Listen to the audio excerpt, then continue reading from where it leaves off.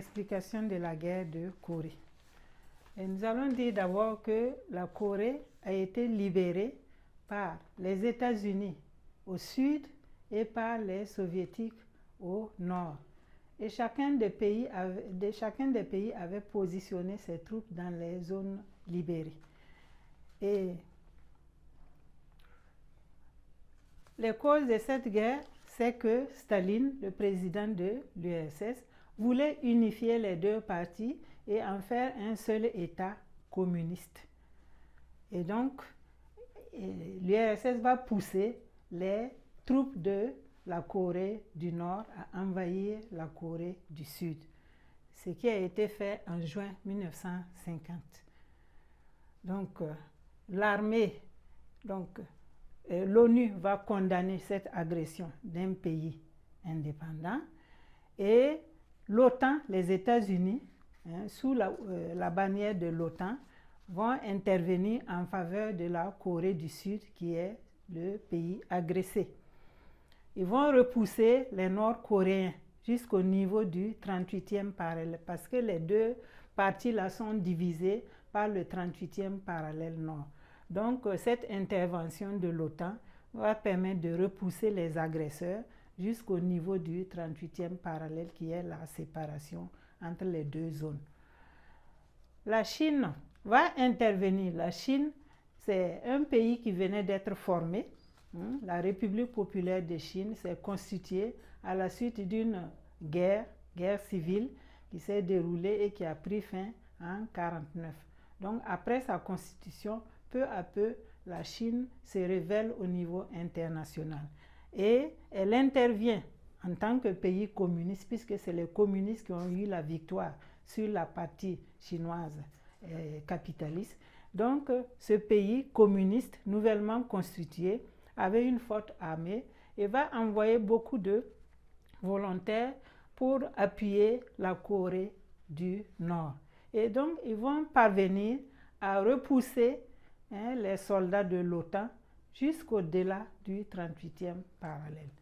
Ce fut donc un échec pour les États-Unis et l'OTAN.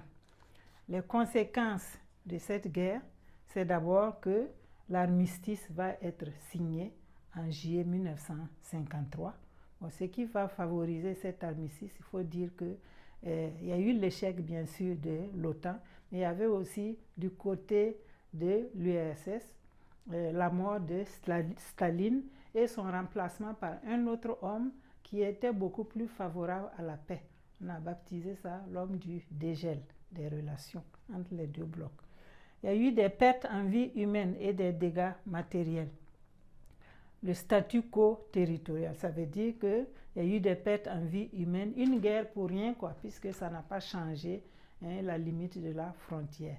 La Corée du Nord et la Corée du Sud sont toujours restées séparées par le 38e parallèle. Et la Chine s'est imposée, elle s'est fait connaître sur le plan international. Elle venait d'être formée en 1949, elle s'engage dans une guerre et grâce à elle, vraiment, la Corée du Nord va rester un État communiste de surcroît. Et l'URSS expérimente sa bombe atomique. Les États-Unis avaient leur bombe atomique depuis 1945 et progressivement, l'URSS aussi va fabriquer sa bombe atomique. Et le fait que les deux puissances acquièrent cette bombe atomique, ça introduit une nouvelle période qu'on appelle l'équilibre de la terreur. Sur le plan militaire, les deux puissances se valent maintenant. On appelle ça l'équilibre de la terreur. Voilà donc les causes, les manifestations et les conséquences de la crise de Corée.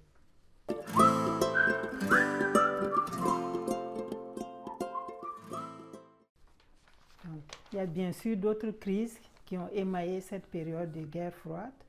Il y a eu la deuxième crise de Berlin. Il y a eu la guerre israélo-palestinienne qui a commencé aussi en 1948-1949 et qui continue toujours. Il y a eu la crise chinoise qui a abouti à donc, la constitution de la République populaire de Chine que nous connaissons aujourd'hui. L'autre Chine, c'est Taïwan, mais qui n'est pas encore reconnue par l'ONU. il y a eu beaucoup de crises. Voilà. Donc, nous abordons notre troisième objectif de cette leçon, qui est la coexistence pacifique et ses limites. Ça veut dire qu'après une période de vive tension comme ça et d'affrontement par pays interposés, les deux blocs vont se rendre compte qu'il était nécessaire d'apaiser la situation, d'apaiser cette situation, de vivre en bon voisinage. Et cette période-là est baptisée la coexistence pacifique. Nous allons dans cette partie voir quels sont les facteurs qui ont permis cette coexistence pacifique et puis les manifestations et puis bien sûr les limites de cette coexistence pacifique. Nous abordons maintenant le grand 4, la coexistence pacifique et ses limites. Grand 4, la coexistence pacifique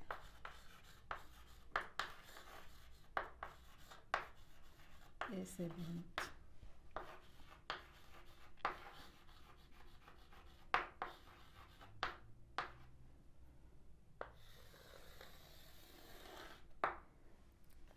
« 1953 1962 »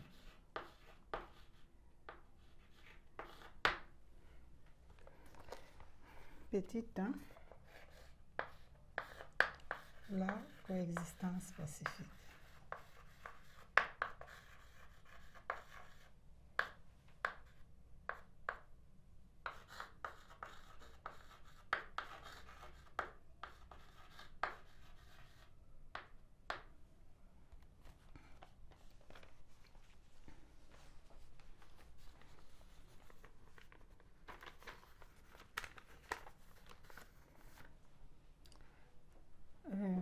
Comme son nom l'indique, la coexistence pacifique, c'est une période de rapprochement entre les deux blocs pour vivre en bon voisinage. Après donc une période de conflit, ils ont trouvé qu'il était nécessaire d'apaiser les tensions. Donc c'est la période de la coexistence pacifique qui se déroule de 1953 à 1962. Cette coexistence pacifique est marquée par des facteurs et elle a ses manifestations que nous allons essayer d'analyser. Nous allons d'abord expliquer la coexistence pacifique par ces facteurs. Il y a plusieurs facteurs qui ont conduit à l'avènement de cette période de la coexistence pacifique. Il y a d'abord des facteurs militaires. C'est l'équilibre de la terreur dont nous parlions tout à l'heure.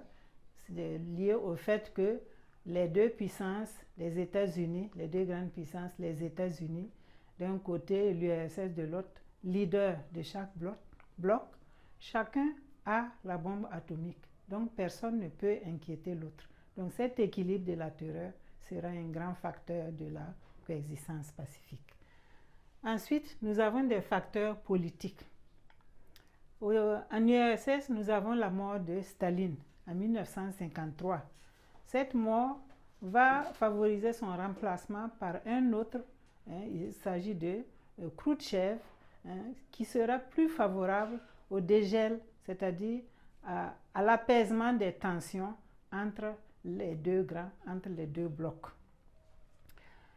Aux États-Unis d'Amérique également, il y a eu un changement politique, mais ça c'est par voie électorale. Eisenhower va remplacer donc Truman et le nouveau président se préoccupe plus du développement économique que de la lutte contre le communisme. Il y a également des facteurs économiques. Les facteurs économiques, le premier, c'est que chacun avait besoin de l'autre. Le bloc occidental avait besoin du bloc soviétique et le bloc soviétique également du bloc occidental. Pourquoi? Parce que dans le bloc communiste, il y avait la misère, il y avait plus de misère que dans le bloc occidental. Et donc, les pays du bloc communiste avaient besoin de la technologie occidentale pour favoriser le développement économique, pour lutter contre la misère. Par contre, dans le bloc capitaliste, à cause de l'aide Marshall, les pays se sont développés et ils avaient besoin des marchés des pays de l'Est pour écouler leur production. Donc, tous ces facteurs vont conduire vraiment à l'apaisement des tensions entre les deux blocs. Après les facteurs, nous allons passer aux manifestations de la coexistence pacifique.